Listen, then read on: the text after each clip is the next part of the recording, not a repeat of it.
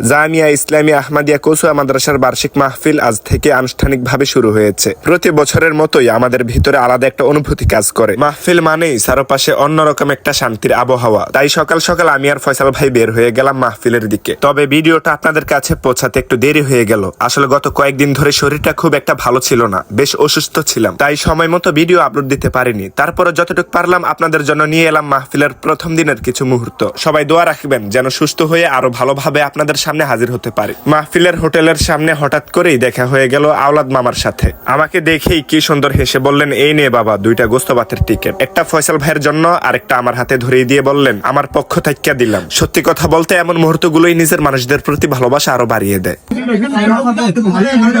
আমার পক্ষ থেকে আমার আর ফয়সাল ভাইয়ের জন্য 2টা টিকিট।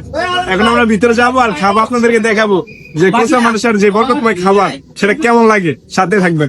যাই হোক, টিকিট তো হাতে পেলাম ঠিকই, কিন্তু অদ্ভুত ভাবে এখনো খেতে মন চাইলো না। মনে হলো আগে আপনাদের পুরো পরিবেশটা দেখাই। তাই একটু একটু করে ঘুরে ঘুরে দেখছি আর আপনাদেরকেও দেখাচ্ছি সেই জায়গাটা যেখানে হাজার হাজার মানুষদের খাবারের বিশাল আয়োজন হয়। চুলার পাশে দাঁড়ালে একটা আলাদা অনুভূতি আসে। গ্রাম্য মাটির চুলার গরম আগুনের শব্দ আর স্বেচ্ছাসেবকদের দৌড়াদৌড়ি সব মিলিয়ে পুরো জায়গাটা একেবারে আলাদা পরিবেশ তৈরি করেছে। আসলেই এত মানুষের খাবার রান্না করতে কি বিশাল পরিশ্রম লাগে, এই জায়গায় না এলে কেউ বুঝতেই পারবে না। বাবুর্চিদের মতো আমিও একটু শখের বসাতে ট্রাই করলাম। আসলে ভাই এখানে আমি 2 মিনিটও থাকতে পারি নাই, এত গরম, এত আগুনের তাপ। আর বাবুর্চি ভাইয়েরা এখানে টানা 2 থেকে 3 দিন অনবরত কাজ করতে থাকে। তো আমার মন থেকে বাবুর্চি ভাইদের জন্য দোয়া রইল যেন তারা সুস্থ মতো কাজ করতে পারে। সবকিছু দেখে তারপরেই আমি হোটেলের দিকে যাব, খাবো আর তখনই জানাবো আজকের গরুর গোস্ত খেতে কেমন লাগে। এদিকটাই দেখুন যেখানে গরুর গোস্তগুলো সাইজ করে রাখা হচ্ছে। এই বিশাল গরুটাকেও একটু পরে সাইজ করে রান্নার প্রস্তুতি শুরু হবে। চারপাশে শুধু ব্যস্ততা আর ব্যস্ততা। হাজার হাজার মানুষের খাবারের আয়োজন বলেই অন্যরকম একটা পরিবেশ। যারা সামনে দাঁড়িয়ে আছে তারা নিজের চোখে দেখছে কিভাবে বড় বড় গরুগুলো ধোয়ায় কাটাকাটি আর রান্নার জন্য সাজানো হচ্ছে।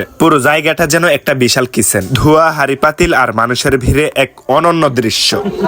কাকা নাকি আমাদের ভিডিও চাইতে রাত্রে ঘুমিয়ে যাবো। আজকে কাকার ভিডিও চাইতে কাকা নিজে ঘুমাইবো। কেমন লাগতেছে কাকা? আলহামদুলিল্লাহ অনেক ভালো লাগতেছে। আজকে খাবার কি এখনো খাইছেন? হ্যাঁ, খাওয়া খাই আইছি। আচ্ছা, ধন্যবাদ। আগে দিয়ে খাই লাইছে, দেখছেন? আমদারও টিভি আছে কাকা, আমদারও আছে।